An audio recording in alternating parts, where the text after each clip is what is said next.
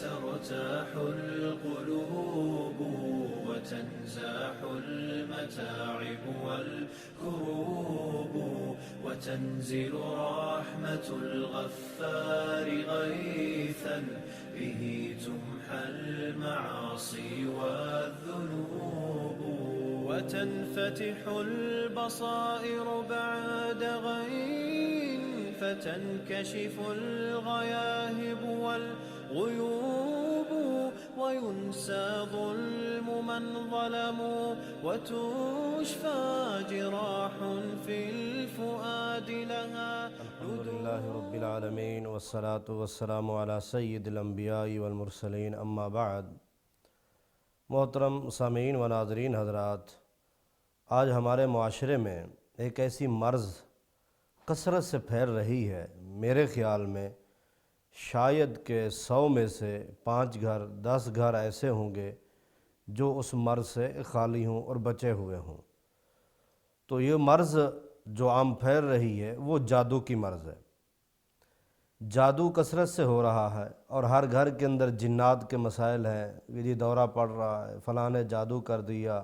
یہ حرکات ہیں، یہ حالات ہیں، تو کیا ہوگا؟ الغرض یہ چیز جادو کا ہونا یہ کوئی بعید نہیں ہے، جادو ہوتا ہے اور اس کا اثر بھی ہوتا ہے، کیونکہ اللہ تعالیٰ قرآن مجید میں ارشاد فرماتے ہیں انما یرید الشیطان ان یوقع بینکم العداوۃ والبغضاء۔ شیطان ارادہ رکھتا ہے، وہ چاہتا ہے کہ ان کے درمیان بغض ڈالا جائے، دشمنی ڈالی جائیں، فتنے ڈالے جائیں، حتیٰ کہ شیطان کی پہلی فرصت کوشش ہوتی ہے خاوند بیوی کے درمیان۔ اور آج اکثر جگہ دیکھیں یہ شرکیہ اڈے جو ہیں وہاں عورتیں بیٹھی ہیں، جی فلاں نے ایسا کیا، اس کے لیے تعویذ چاہیے، فلاں کے لیے تعویذ چاہیے۔ تو محترم سامعین و ناظرین حضرات، جادو کیا ہے، کیا ہوتا ہے اور کیسے ہوتا ہے اور اس کا علاج کیا ہے، توجہ سے سنیے گا تو انشاءاللہ فائدہ ہوگا۔ جادو وہ جادوگر کرتا ہے جس کے تابع وہ شریر جنات ہوں یا شیطان ہوں، اور یہ شریر قسم کے جنات اور شیطان جو ہے اس وقت تک اس جادوگر کے تابع نہیں ہوتے جب تک جادوگر سے کوئی کفریہ کام نہ کرائے۔ کبھی جادوگر سورۃ فاتحہ الٹی لکھے گا، کبھی نعوذ باللہ گھر کے اندر رہتا ہے وہ یہ چلے کاٹتا ہے، قرآن مجید کو پاؤں کے نیچے رکھے گا، کبھی وہ غلاظت گندگی سے نعوذ باللہ لکھے گا۔ الغرض شیطان ایسے اس کے تابع یا جنات ایسے اس کے تابع نہیں ہوتے ان غلط کاموں کے لیے جب تک اس سے کوئی نہ کوئی کفریہ کام جو وہ چاہیں، اور جب تک یہ نہیں کرے گا اس کے تابع یا اس کی وہ باتیں نہیں مانتے۔ اسی لیے جب جادوگر ایسے کام کر لیتا ہے، اکثر آپ دیکھیں جو اس طرح کی غلط قسم کے جادو یہ کرنے والے جو لوگ ہیں نمازیں نہیں پڑھتے، کیوں؟ شیطان ان سے معاہدہ لیتا ہے، ان کو نماز پڑھنے نہیں دیتا، یہ بے نماز، اور اکثر جو ہے یہ طہارت کی خیال نہیں رکھتے، غسل اپنا حالت جنابت کے اندر یہ رہتے ہیں۔ بہرحال تو جب ایسے لوگوں کے پاس جانا، جادو کرانا، یہ کفریہ کام ہے، یہ حرام ہے، شریعت نے اسے منع کیا ہے۔ تو آج ہمارے ہاں یہ مرض بہت بڑھتی جا رہی ہے۔ تو مثلاً اس کی کچھ علامتیں، ہاں اس سے پہلے علامتیں سے کہ صحیح بخاری میں روایت ہے کہ نبی علیہ السلام پہ بھی جادو ہوا، اور کچھ لوگ اس کو نہیں مانتے، حالانکہ ایسا ان کو نہیں کرنا چاہیے، جو حدیث میں موجود ہے ہمارا اس پہ ایمان ہے۔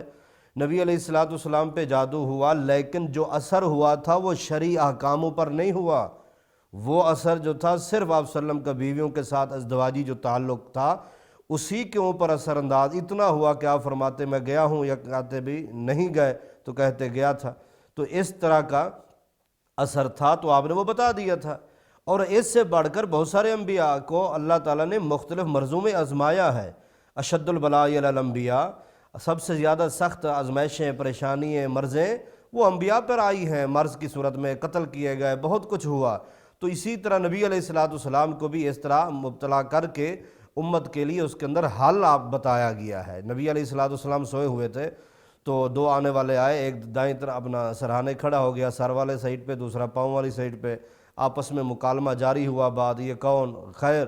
تو یہ کہا گیا کہ جادو ہوا۔ جی ہاں جادو ہوا۔ کس نے کیا؟ لبید بن عاصم نے کیا۔ کہاں کیا؟ تو یہ ساری اس نے جب کیفیت بتائی آپ صلی اللہ علیہ وسلم نے صحابہ کو بتائی، اور گئے آپ اس کنویں کو، جس کنویں کے اندر یہ جادو تھا کہ کنگھی کے 11 دندانے تھے اور اس 11 دندانوں کے اندر گرہیں لگی ہوئی تھیں، تو اسی وقت سیدنا جبریل علیہ السلام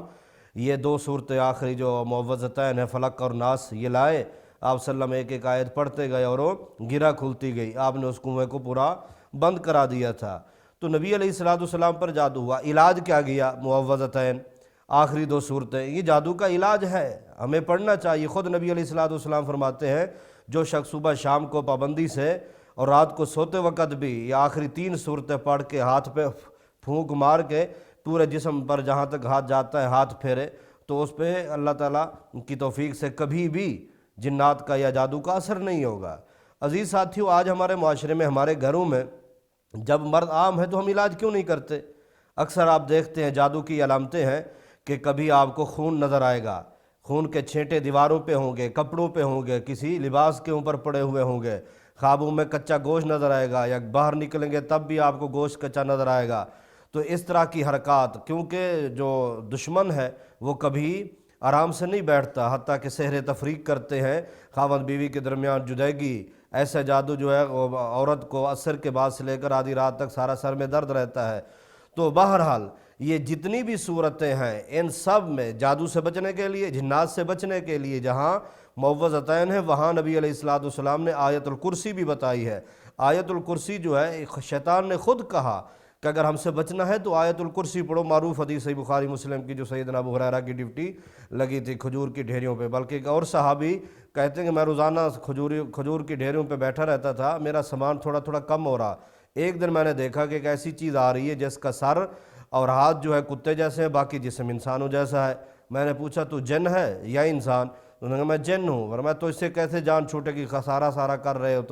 تو اس جن نے بھی کہا تھا اگر ہم سے جان چھڑانی ہے تو آیت الکرسی پڑھا کرو۔ آج گھروں کے اندر آیت الکرسی نہیں ہے، آج یہ معوذتین نہ مائیں پڑھتی ہیں نہ بچوں کو پڑھاتی ہیں کہ سوتے اٹھتے ہیں وقت یہ پڑھا جائے۔ اور اسی طرح نبی علیہ السلام فرماتے ہیں لا تجعلوا بیوتکم مقابر، اپنے گھروں کو قبرستان مت بناؤ، ان الشیطان ینفر من البیت الذی تکرہ فیہ سورۃ البقرہ، شیطان اس گھر سے بھاگتا ہے، انسانی شکل میں ہو یا جناتی شکل میں ہو، شیطان اس گھر سے بھاگتا ہے جس گھر کے اندر سورۃ بقرہ کی تلاوت کی جائے۔ اگر کوئی ایسا گھر متاثر ہے جہاں جادو ہو چکا ہے یا معلوم بھی ہو چکا یا زہر ہو چکا، ان کو چاہیے سورۃ بقرہ پڑھیں، وہ سورۃ بقرہ پڑھ کے پانی اس جو ہے نا چاروں دیواروں کی طرف چھڑکیں یا پھونک ماریں چاروں طرف۔ اگر اس سے بھی زیادہ متاثر ہے تو آپ اذانوں کا اہتمام کریں، جب اس طرح کا دورہ پڑے یا جادو کی کوئی علامت ظاہر ہو، اذانیں دے کر بھی اس کا اتارا کیا جاتا ہے، سورۃ بقرہ پڑھی جائے، اور اسی طرح معوذتین اور سورۃ اخلاص یہ پڑھ کے اس کا اتارا کیا جائے، اور کوشش کی جائے کہ انسان پاکی کی حالت کے اندر ہو، کیونکہ اکثر یہ جب آتا ہے انسان ناپاکی کی حالت ہو تب اس کے اوپر یہ اثر انداز ہوتا ہے۔ اکثر جو ہے ازدواجی تعلقات قائم کرنے کے بعد غسل جلدی نہیں کرتے، عورتیں بھی جو ہے نا وہ اپنے ایام سے فارغ ہونے کے بعد بھی جلدی غسل نہیں کرتے۔ بہرحال پاکیزگی کا خیال رکھنا چاہیے، قرآن کثرت سے پڑھنا چاہیے، انشاءاللہ اس مرض سے اللہ تعالی ہم سب کو محفوظ رکھے گا۔ السلام علیکم ورحمۃ اللہ وبرکاتہ۔